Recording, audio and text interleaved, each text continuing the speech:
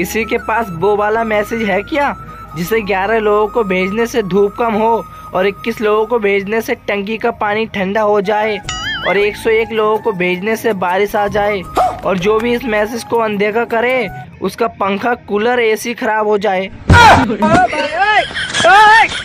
Hotel में खाना खाने के बाद अगर दोस्त मोबाइल में बिजी हो जाए तो समझ जाइए कि बिल आपको भरना है। ये बड़ी अच्छी बात कही। टीचर बोला कि होमवर्क क्यों नहीं किया, तो स्टूडेंट बोला सर लाइट नहीं थी। टीचर बोला तो मोमबत्ती जला लेते, तो स्टूडेंट बोला सर माचिस नहीं थी। टीचर बोला तो माचिस क्यों नहीं थी, तो स्टूडेंट बोला कि सर घर में पूजा हो रही थी। तो टीचर बोला वहाँ से ले लेते, तो स्टूडेंट बोला सर नहाया नहीं था। तो टीचर बोला अबे तो नहाया क्यों नहीं था, तो स्टूडेंट बोला सर पानी ही नहीं था। टीचर बोला तो पानी क्यों नहीं था, तो स्टूडेंट बोला सर मोटर ही नहीं चल रही थी। टीचर बोला अबे तो ये बता कि मोटर क्यों नहीं चल रही थी। स्टूडेंट बोला अबे उल्लू के पट्टे, पहले बताया तो था कि लाइट नहीं है।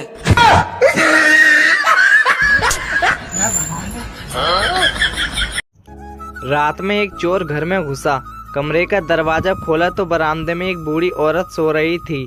झटपट से उसकी आंख खुल गई। चोर ने घबरा कर देखा तो वह लेटे लेटे बोली, बेटा तुम देखने से किसी अच्छे घर के लगते हो। लगता है किसी परेशानी से मजबूर होकर इस रास्ते पर आ गए हो। चलो कोई बात नहीं, अलमारी के तीसरे बक्से में एक तिजोरी है, इसमें सारा माल तुम चुपचाप ले जाओ, मगर पहले मेरे पास आकर बैठो।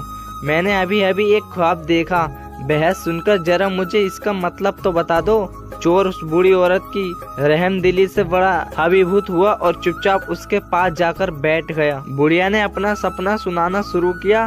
बेटा मैंने देखा कि मैं एक रेगिस्तान में खो गई हूँ। ऐसे में एक चीज मेरे पास आ गई और उसने 3 बार जोर जोर से बोला, पंकज पंकज पंकज। बस फिर ख्वाब खत्म हो गया और मेरी आँख खुल गई। जरा बताओ तो इसका क्या मतलब हुआ। चोर सोच में पड़ गया। इतने में बराबर वाले कमरे से बुढ़िया का नौजवान बेटा पंकज अपना नाम जोर जोर से सुनकर उठ गया और अंदर आकर चोर की जमकर धुलाई कर दी। बुढ़िया बोली, बस करो अब, ये अपने किए की सजा भुगत चुका है।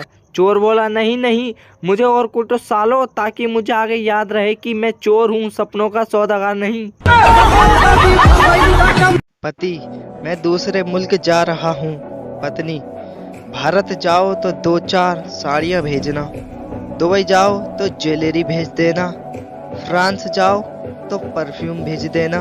पति, नरक में जाऊं तो क्या भेजूं? पत्नी, बस अपनी वीडियो भेजना, हम भी तो देखें बीवी को सताने वाले किस हाल में हैं।